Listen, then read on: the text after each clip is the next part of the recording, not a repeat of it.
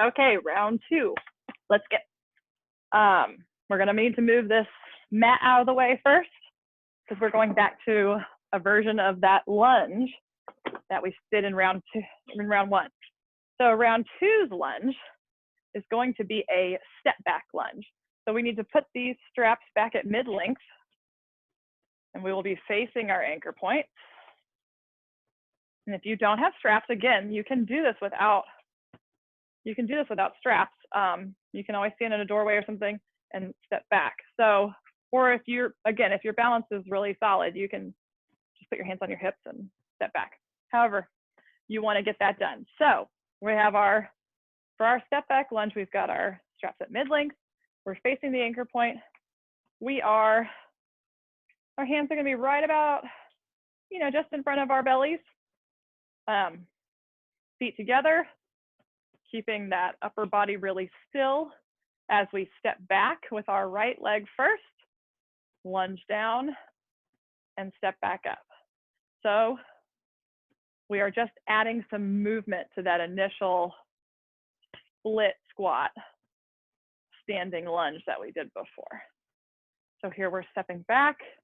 Your upper body doesn't change just like it didn't change before. We're just moving this one leg back and forward as we lunge back and stand back up. So the work should all still be in the heel of your left leg and the ball of your right foot. That's not where the work should be. That's where your pressure should be to create the work in your legs, in your quads, most specifically. So let's do one more here. Stand back up, and we're going to switch legs. So we're going to have all of our weight on this right foot, and we're going to step our left foot back so that our toe and your knee should be right about over the top of your ankle because we are stepping back and lunging, and we're keeping this upper body in this perpendicular to the ground fashion. So our knees and ankles should stay the same way too. So everything is stacked on top of each other. Shoulders are over hips, knees are over ankles, and we are stepping back and elevatoring back up. Is that a word, elevatoring? I think it is now. So let's do a few more here. And again, you don't have to have straps for this, but it's nice to have them here just to keep me from having to worry about my form, because I don't have to worry quite so much about my balance when I have these straps to hold on to. The wider you hold them, the more support you'll have. Closer together, won't have quite so much support.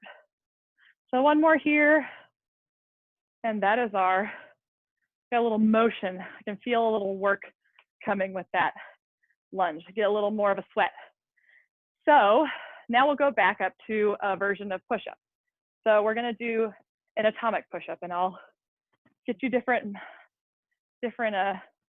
levels of those, so don't worry. So we're going to need to put our straps back down to that mid-calf position and get our mats back. So same as before, mats going to be right in front of our anchor point, right? The bottom will be right where your feet go. And again, same as before, you don't have to have the straps.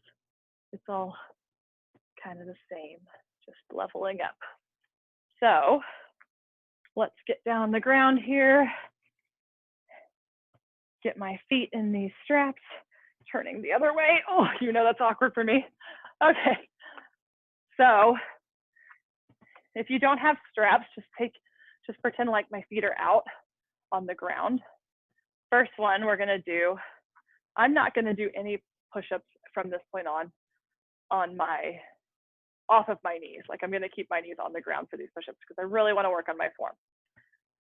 I don't wanna worry about my push-up getting in the way of that. So first things first, let's try this with our knees on the ground, underneath our hips. So we will have a push-up, and then we're just gonna bring in one knee and bring in the other knee. And that is a level 1 version. So stick with that if that's where you're gonna be. If you wanna go up a little bit, let me do that again just to show you. We're just gonna do one push-up and then up And I would alternate legs just so you're doing something different each time. So right knee first, left knee, push up, left knee first, right knee. Okay, so next version would be where we line up our hips with our knees and our shoulders. So we would do a push up and same thing, knee in, knee in. If you want to, same deal with the first one. If you want to, you can push your knees back into this between push-ups and bring your feet up and in. Let me explain that a little better. So I'm gonna stick with this position, have a push-up, and then I'm gonna put my knees up, and I'm gonna tuck my knees up into my chest with my butt coming up, and then I'm back in my plank, knees come back down, and I do another push-up. So that's a version you could do too. That's as hard as I want to get. If you're really feeling froggy, you could do all of it off of your knees. So you can do the push-up and then the crunch in. So if you can stay your knees the whole time and just tuck those abs and those knees in, or you can come to a plank in between each push-up and tuck in that way. So let's do whichever version you want, and we'll do 5. So I'm gonna do, with my shoulders in line with my hips and my knees, I'm gonna do 1 push-up here. I'm gonna come up off my knees, and I'm gonna crunch my knees in, press back out, knees down. That's 1. So second push-up, find that plank position, crunch your knees in 1 at a time or both at a time. 1 at a time if your knees are on the ground, staying on the ground. And then this is my third push-up. Knees are gonna come up off the ground, crunch in, press back, knees are gonna come down. 2 more here. So push up, come to that plank, crunch in, press back, knees come down. Last 1. So push up there. Whew, it's an upper body workout for sure. And 1 more, crunch on in, press back out, knees come down. So there you have it. That is an atomic push-up, or our version. Basically, you're crunching your knees into your chest and putting a whole lot of work in that upper body strength, but you're also getting some crunches in. So there's some core work in there, which is always nice. So now we go back to that bent leg raise, and we're gonna progress from there. So we still keep our mat on the ground. Ooh, I gotta wipe some of this sweat off me.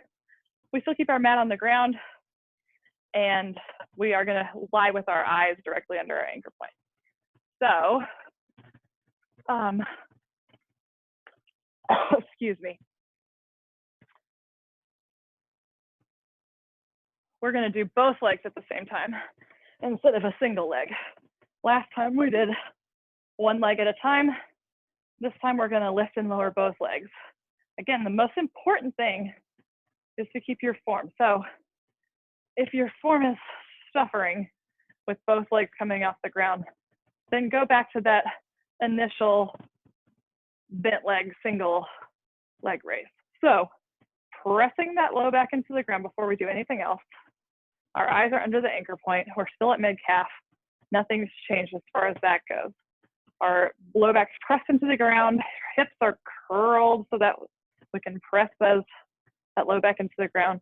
We're gonna lift our knees up off the ground, and we're gonna lower our toes just a few inches, because it's real difficult to keep that low back into the ground and lower both feet to the ground. So I'm just going no more than, let me see, about a foot off the ground, and we're lowering and lifting both legs at the same time, bent. So the most important thing is pressing that low back into the ground. If you feel your low back starting to suffer, hug your knees into your chest, come back up, try again, and just don't go quite so low. If you're doing just a little bit, you're getting the work. Just keep that low back pressed down into the ground like it's Velcroed there. So you can see, I think, that I'm not really moving my legs that much, but I can really feel it. So let's do 5 more here. And we'll be finished with round 2. 4, 3, 2, and last one. Ooh, hug those knees into your chest. Rock from side to side a minute. And I'm gonna say, let's get some more water. It's certainly warm outside these days. And we'll do our last round before our cardio in just a minute.